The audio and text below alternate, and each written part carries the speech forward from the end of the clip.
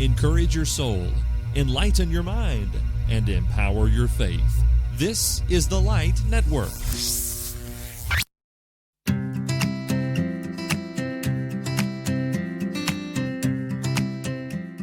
Welcome to Preachers in Training. I'm Robert Hatfield, and this is the podcast on which we discuss all things preaching and ministry.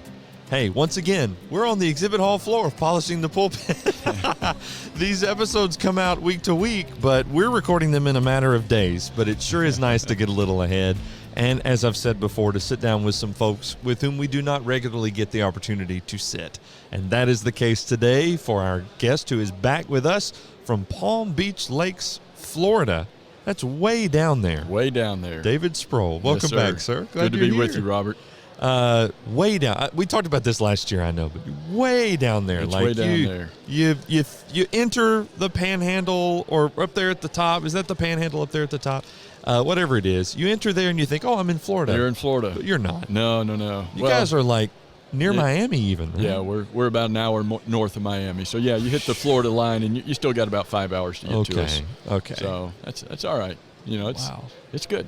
Okay. It's all good. It's good for you because it's what you've always known, right? Oh, well, that's Except true. for a brief stint in Tennessee. Except for that time in Freed-Hardeman, that's where I've been. So it's normal for me. But what a blessing. Yeah, you don't end up in West Palm by just taking a wrong turn somewhere. That's right, yeah. West Palm Beach. Palm Beach Lakes is the congregation's name. It's a little confusing. Okay. A little confusing. It's like when I preached for North Charleston, South Carolina. Yes. That was a little strange. Yeah, okay. Palm Beach Lakes in West Palm Beach, Florida. You ever find yourself an hour north of Miami, you ought to go and check them out. Absolutely. Fantastic congregation down there. Good group of people. Yeah. Good group. Well, absolutely. We are talking today about some of the fantastic teaching that they receive from you and from Brother Dan Jenkins, I know as well. Yes. Sermon planning, coordinating congregational study plans. That's a mouthful. That's a lot. Tell us about, I know you're doing it this year, but if my memory serves, you've done something similar in years past. You have this book, and the church is studying along, and you're also like preaching sermons that coordinate with that. Yeah. Tell us about this. This is fascinating. Well, it varies from year to year, but you're not trying to commit yourself every year to a certain number. Oh no.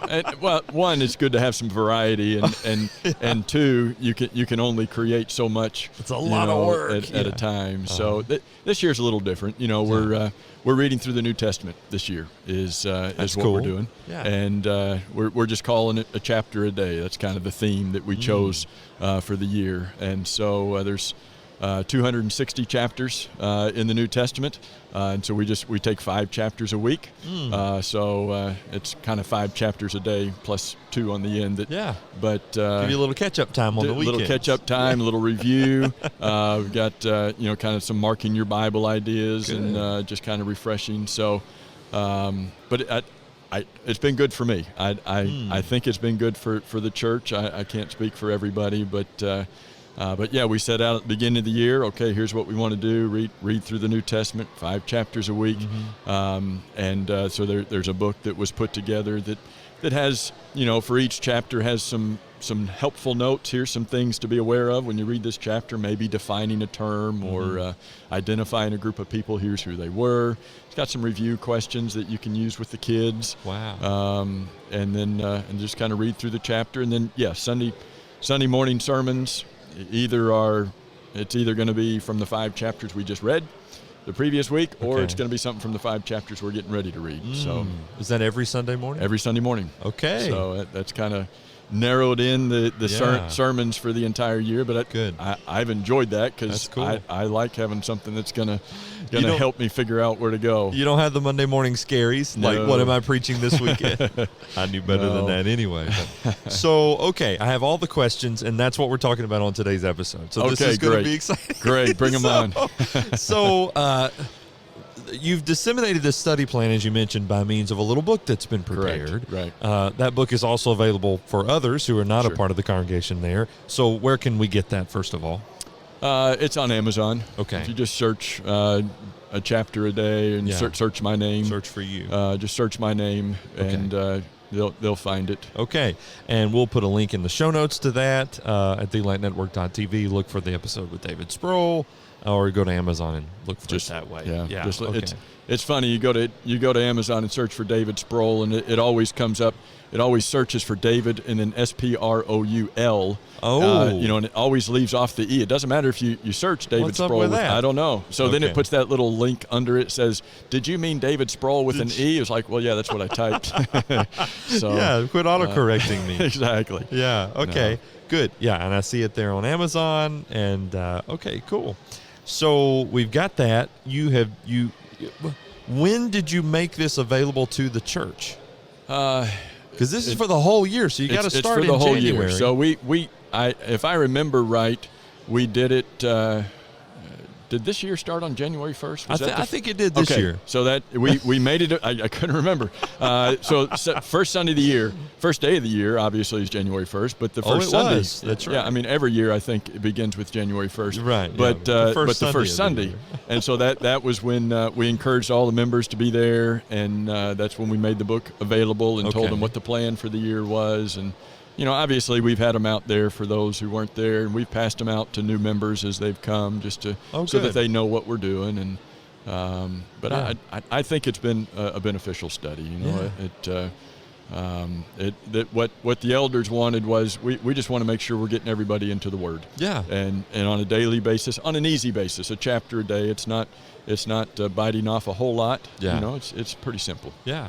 So I've got the table of contents here. I've pulled it up on Amazon. Component number 1 of this study is the reading schedule. Right. Component number 2 of this study is the helpful notes. Right. For every chapter, there's 3 helpful notes for every chapter when you get ready to read it. Wow. Okay. Yeah. Component number 3 is the review questions. 3 of those every day. Yep. Okay. And then number 4 is a verse for meditation and prayer. Right. So every day there's a little memory verse, pulled out of the chapter. Yeah.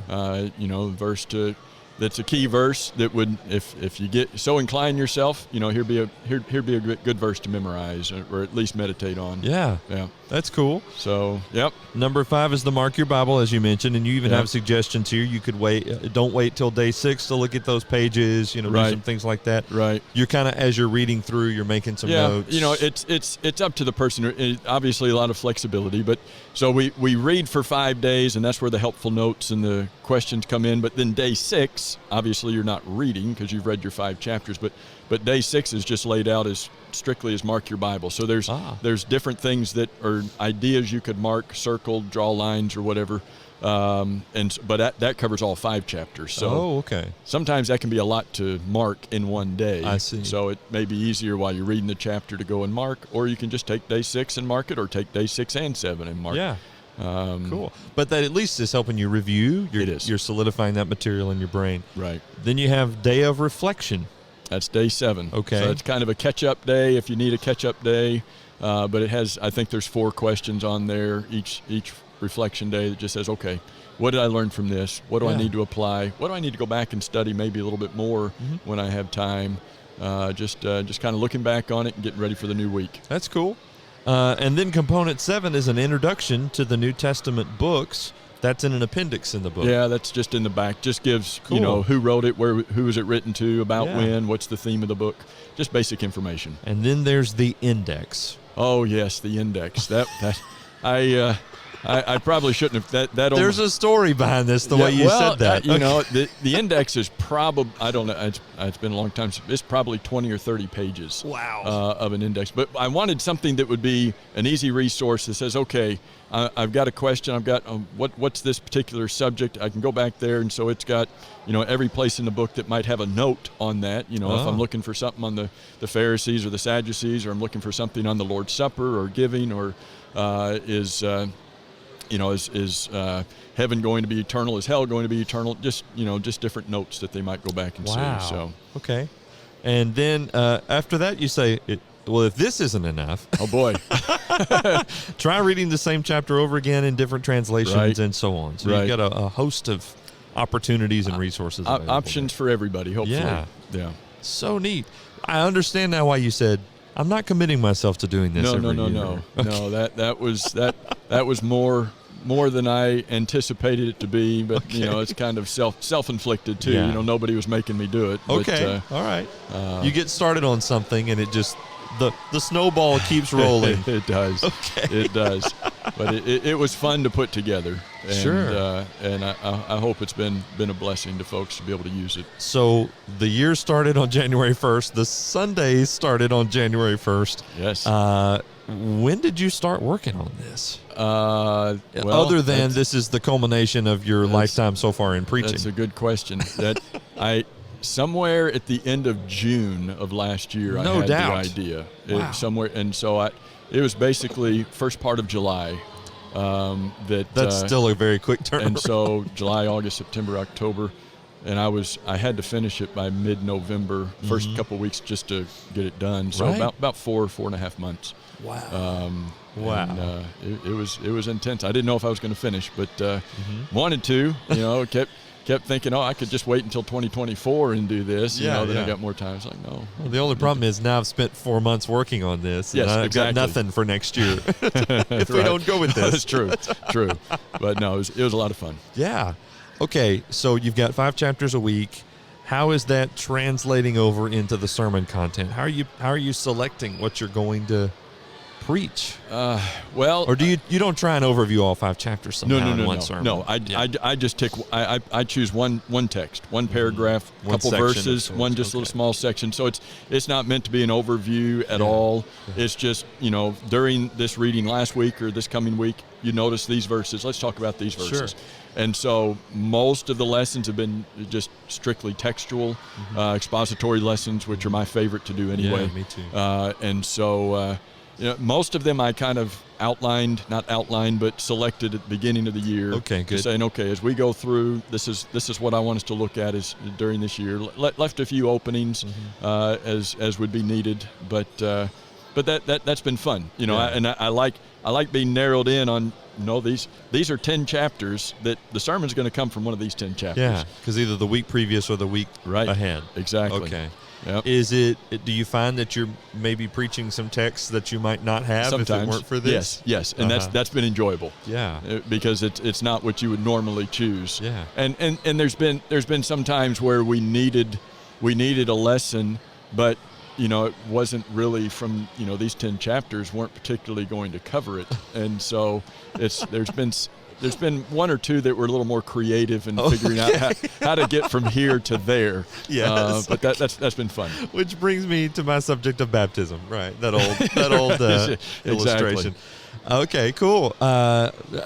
You read 5 or in your case you're surveying 10 sections, where my sermon will come from. There's going to be the hairy sections. Are you Yes. gravitating towards some of those? Why did Jesus tell that Gentile woman, I didn't come for you, Sometimes, but yes. I give you the scraps, or Yes. like what's up with that? I mean, do you find you're preaching mostly some of those, or I've tried to have a little balance in there. Some of the more familiar and favorite passages, and digging into those. Sure. But yes, some of the more unfamiliar and ones we don't look at as often, and just finding how rich those are. Sure. That we don't pay much attention there, but there's lessons there for us to grab. So those have been the fun ones. And of course, as you go through, I mean, I've just got a list of sermons like, all right, can't get to that, can't get to that, can't get to that. know. Okay, we'll put that on a list. And so in sermon planning, that's the other fun part is just, okay, it's not going to fit this month or this year, but you Sure. just, I've heard that Gus Nichols said near the end of his life that I've got 10,000 sermons over here that I've never been able to preach. Wow. And of course, when I first heard that, I was like, I just want one. Yeah, just give me the one. Yeah, forget 10,000. Just give me the one for this week. That's all. But I'm beginning to understand that more. It's like, wow, here's a whole list of things that I haven't been able to get to that I want to. Do you preach most Sunday nights? It varies. Dan preaches. Dan and I split Sunday nights. Okay. But then a lot of Sunday nights there's some other things that are going on. Singing nights or whatever. Yeah. Right. So, but Dan and I split the Sunday nights, and our young men do every 5th Sunday, which I highly recommend. I'd love it to be more often than that, but at least it's every 5th Sunday. Yeah. So you've allocated 52-ish, what sometimes you get the 53 or whatever, but you got about 52-ish Sundays. Those are all allocated now for 2023. It's been great. Yeah. And so, if you're maybe once, maybe twice a month on Sunday nights, right? Boy, does that make it feel like there's a lot of weight on those slots? Because now I'm coming out and there may be needs that I need to address. Or you said sometimes you're trying to get a little creative to make sure you meet those needs on Sunday mornings, right? Well, so it is a little bit, I guess, to answer your question, but to me it's just fun. Sure. Sunday nights. We're not limiting ourselves on Sunday nights to the New Testament reading. Yes. So that has given more freedom to develop some things. Do you feel like you have to dip into the Old Testament then? Sometimes, yes, because we're neglecting some text here. Right. So yes, a lot of Sunday nights go to the Old Testament or cover some series kind of things that we haven't been able to do in the mornings. So we're doing a series of Sunday nights right now on marriage, divorce, and remarriage. That I say a series. When I first introduced it, I said, okay, this is going to be a series, but we're only going to touch this about every 5 or 6 weeks on Sunday night. So it's not every week, just kind of random as we go through the year. Yeah. Wow. Okay, this is fun. Every preacher, I think, feels this. Some preachers are shocked at the very notion of planning a whole year in advance. Yes. They're immediately adding up. Okay, that's 104 sermons. Like you said, 10,000. Give me one. Okay, I just need one. On the other side of that, though, if you are inclined to sermon planning, even if you do a month at a time or a quarter at a time or 6 months at a time or a year, whatever, you realize how precious and few 104 slots are, especially when you compare that over against what Paul says. I haven't shunned to declare to you the whole counsel of God. Exactly. Billy Smith and Preppendale gave us a handout, the whole counsel of God, it said at the top. Have you seen this? And it's got an alphabetical order, different categories. Yes. And I've used that over the years, and then I'll take Paul Sane's Ready Reference. He's got 120 subjects in there. Sometimes I've merged those together. Or I've learned, me personally, I might split this out as its own category. So maybe I've added to that list. And I've come up with, 99 or 100 categories. Yes. And I'll go and I'll say, okay, here's what I haven't touched at all this year. Exactly. Here's what's kind of been weak. Or there are some things you're going to hit certain category. You're not going to go a whole year without preaching at least a sermon on baptism or something, right? You got to hit that. But man, when you start putting that stuff in there, it fills up quick. It fills up fast. Yes. Now you're covering a lot of those topics just naturally by preaching the New Testament anyway. Sure. But I can appreciate how difficult that feels. Well, it is, but it's fun, piecing that all together. And some of them, whether it's preaching through the New Testament or any year, some of it fills in naturally. You plan out a year. Okay, there's going to be a Mother's Day. There's going to be a Father's Day. There's going to be a Vacation Bible School Day. There's going to be, certain days that those. Something's going to fit there. Missions whatever emphasis it is. or something exactly. like that. Yeah. So some of them already start filling in. And so when those fill in, then you really start feeling you're limited. Gospel wait a meetings, guest speakers. Yes, exactly. So now it's now my slots are even fewer. Now I've really got to pay attention to those and get the right ones in there. Absolutely. Yeah. Okay. I veered a little. I had to go there because we're nerding out over sermon planning at this point, which is just fun. If you haven't tried sermon planning, you should. Yes. It is a wonder. But I would say start small. Would you? Yes. Yeah. I wouldn't bite off a year. Do a month, a couple of months. Absolutely.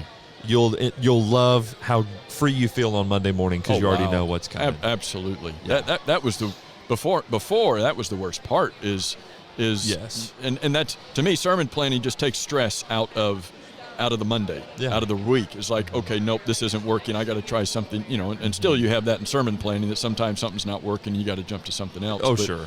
But so it takes stress out. But to me, it also, and this, it helps you during the year that, okay, I know I'm preaching on this in a couple of months from now. That's right. And you read an article, you see an illustration, you watch, listen to a podcast, something this fits.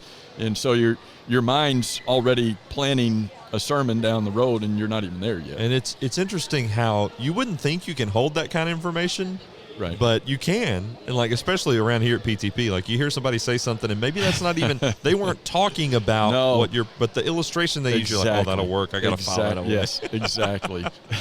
Yeah. Okay. Boy, like I said, we're nerding out at this point. Okay, let's shift gears again. Okay. Have you always done the year? I mean, for a long time, you always done a year in advance, or is that just for this year, or well, how do you do that? As a congregation, we have, for a long time, and I don't know for how long, for a number of years, we've always had kind of an annual theme. Yes. That we narrowed in and said, okay, this is going to be our theme for this year, and that's been for a variety of reasons, just to kind of focus in the congregation on something that could be special, that could be, okay, this is what we want to focus on. We've done, with God we can, or, not ashamed, and I can't remember all of them right off the top of my head. But so we've had an annual theme, but not all of the sermons fit into that theme. Yeah. I mean, this year they all fit. We said, okay, everything's going to be from whatever we're reading in the New Testament. But on those other years, it's been maybe a couple sermons every month. So we would have an annual theme, but then we would have 12 sub-themes. So every month would have its own little sub-theme based upon the annual theme. And so we would have a couple sermons every month that focused on that sub-theme. So that helped in the planning, saying, okay, when we get to October, here's the theme for October. So I need 2 sermons that are going to fit that theme. But then the other couple Sundays are open to say, to have other options. That's cool. As well. Yeah. So, but having that theme also helps you to focus it. Then you've got half of your sermons that are going to fit some kind of idea, and it's again less stress. That's right. In developing what those are going to be. We need as many de-stressors as possible. Yes, sir. Do you? I have intentionally left holes in the past just to give myself flexibility, or I know I'm going to need to bump things around, Absolutely. or something's going to come up. Yes, you have to. That. Yeah, and you got to have if whether it's a certain subject that's needed at a certain time, or you have a missionary come in that you weren't expecting. It's like, oh, well, okay, that takes that slot, but you got to move something around. Or I've even had, as I'm sure you've had, it's not a certain subject at a certain time. It's a certain subject that's not needed at this time. Yes. In other words, it's just not. It wouldn't be a Correct. tactful, good, tasteful thing to do. Right. On the flip side of that point, one thing I like about sermon planning is people know that I plan my sermons in advance. I don't make a huge deal of that, but I mean, they know. So when someone comes up and says, hey, it's like you've been following me around, and I'm like, well, I'm grateful that was applicable, right? But it was just on the schedule, That's right. That's right. And there's never going to be a time when, like you said, marriage, divorce, remarriage, when that doesn't sting for some people. Right. So to know that that's on the list, right. I think people appreciate it does need to be talked about, even maybe especially those who feel the sting of that topic. They want you to preach on that because they want to make sure that people are warned or whatever it is. Right. It was on the schedule. Okay, this isn't personal. It's just exactly. It's biblical. That's all it is. Exactly. Just biblical. Yep. Yeah. And that's and sometimes I'll go if I know something is particularly pointed at somebody. Sometimes I'll go to them on the subject of marriage or divorce and say, look, this has been planned.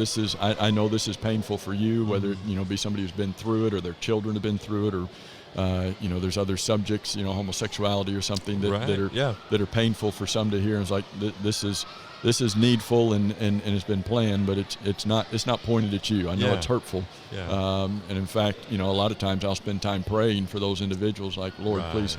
I'm not pointing this at them, but most of the time, as you say, their heart is wanting it to be said, even though it's not the most comfortable thing to hear.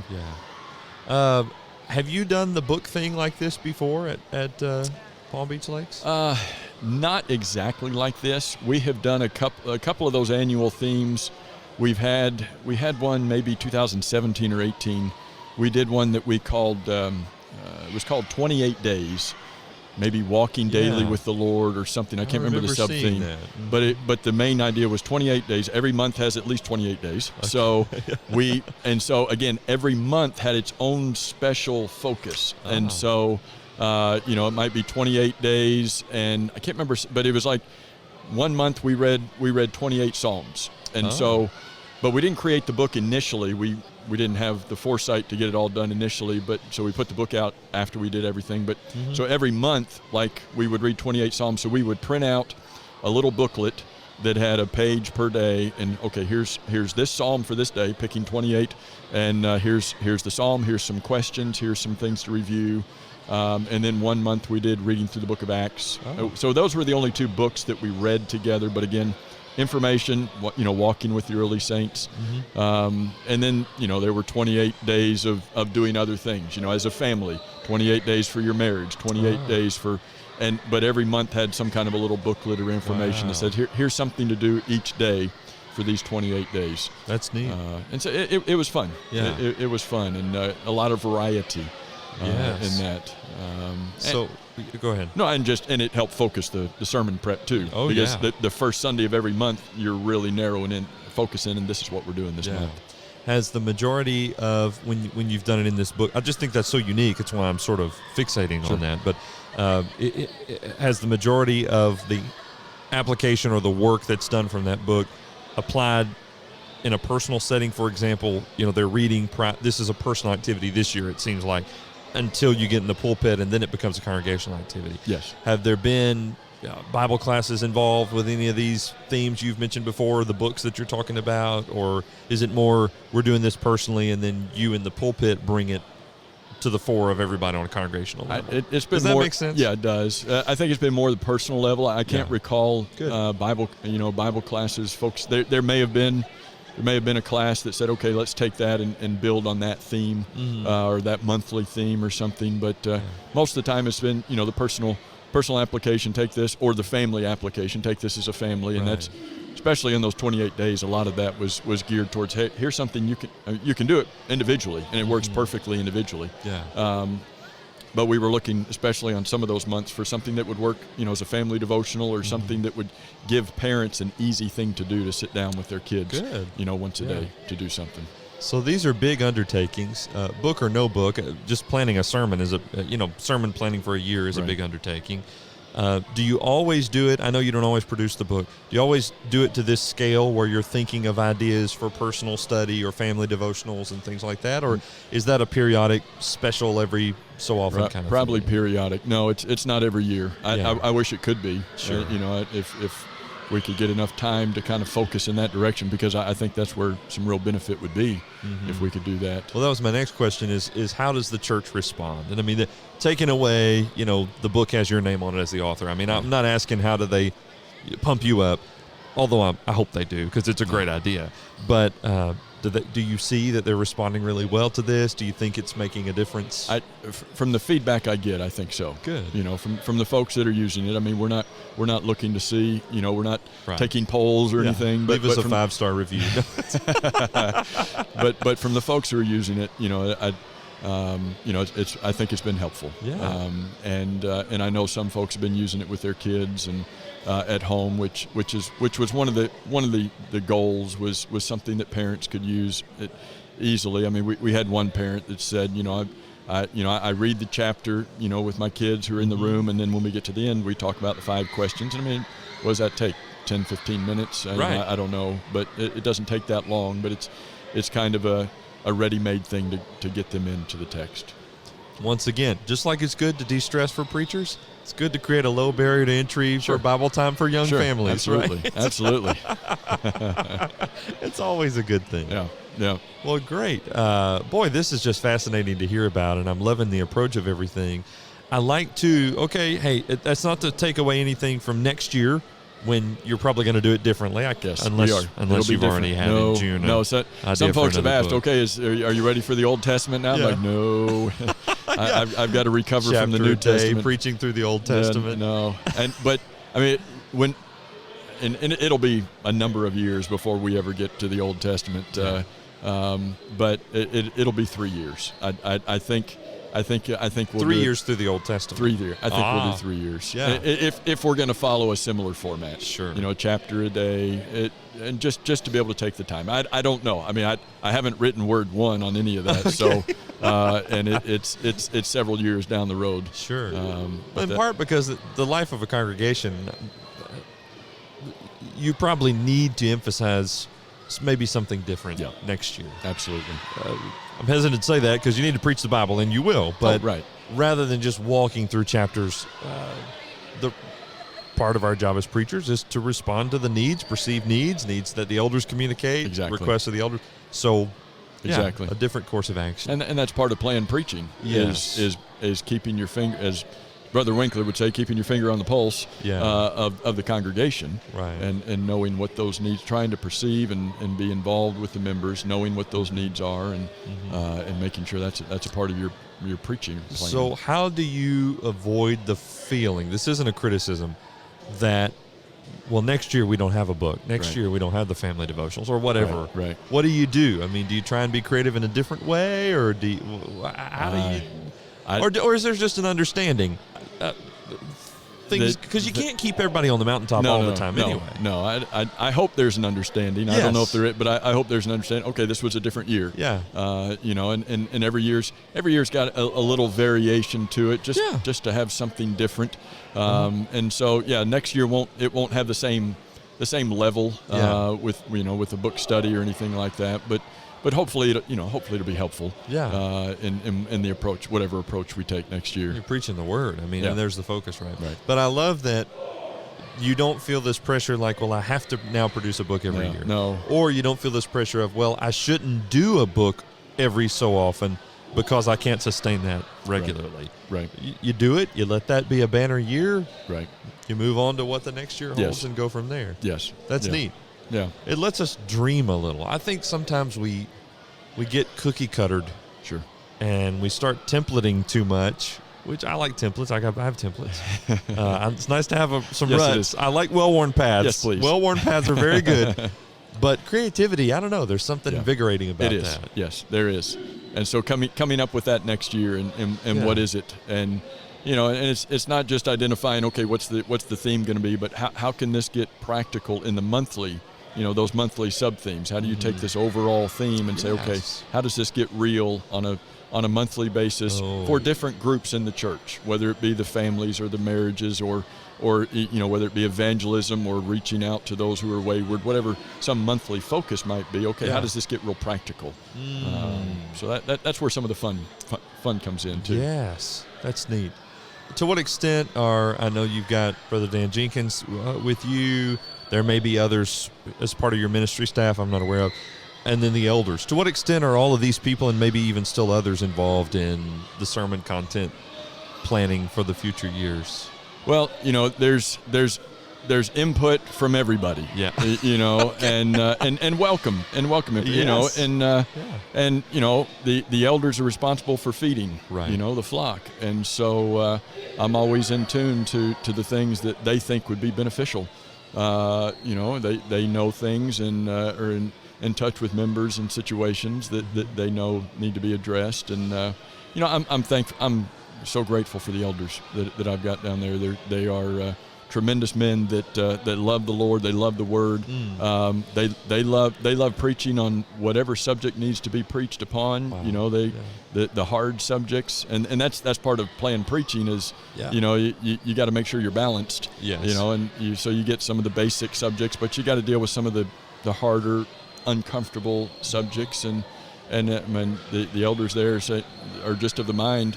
No, this needs to be addressed. Yeah. It may be, some of the social issues that are going on today, and some folks say, well, just keep them as social issues. Well, when they become moral and biblical issues, you've got to talk about them inside the church and make sure our children are understanding them from a biblical perspective. Yeah.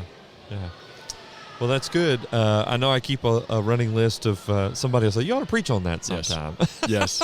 Yep. Got that list. That's a good list. That list. It's a good list to have. It is. It's fun to go and look at that, and but it's an ever-growing list. Yeah. And, there's the things others say, and then there's things as a preacher, you've got, again, to Paul's statement about preaching the whole counsel of God, you've got to grasp as the preacher, okay, generally we know what we have preached better than somebody else. Somebody may say, you ought to preach on this, and be like, well, I preached on that about 3 or 4 weeks ago. No, yeah. So you've got to grasp on what you've done. And as preachers, we know better where our holes are too, what we're missing. And that goes to your list of, okay, what have I missed? So, and that's why I like about planned preaching is also just keeping a good record of here's what has been preached. Well, that's right. And being able to review that and say, okay, here's what's missing. We also know our sugar stick passages. Yes, we do. The topics to which we gravitate. Yes. And and it's good to know that. It's good to preach on those. Absolutely. But we got to make sure we get the other stuff in. Yes. You mentioned this whole conversation, for those of you who are listening or watching, is off the cuff, so I'm putting you on the spot continually. Oh, great. But here's another one. Okay. You mentioned the concept of balance, and we want to be balanced. How do you define that, or what is that in your mind, balanced preaching? Well, I think there's a number of different facets to that. One is balance from, like I say, from those basic subjects, maybe, well, use biblical terminology, milk and meat. Okay. So you have that level of balance between you've got to deal with some of the basics, but you can't stay in the basics. You can't stay in the milk. Yeah. You've got to deal with some of the meat.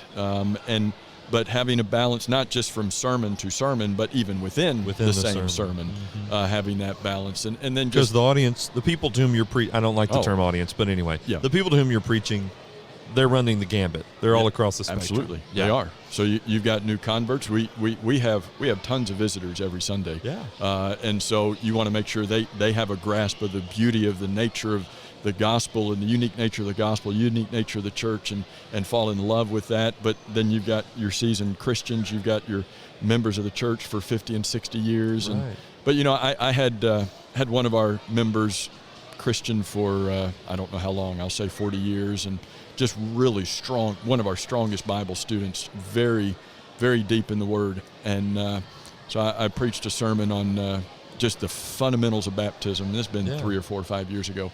I mean, it was as fundamental on baptism as could be, and so he's coming out to me in the lobby, and I'm thinking, this was so, I mean, he's way, and I'm talking about stuff he's known for 40 years, and I thought, wow, this really wasn't the thing he needed today. And he came up to me and he said, that's my favorite kind of sermon. Huh. He says, we can't get enough of that. Wow. And I was like, okay. And so I can preach those. But I mean, that's fortifying the faith.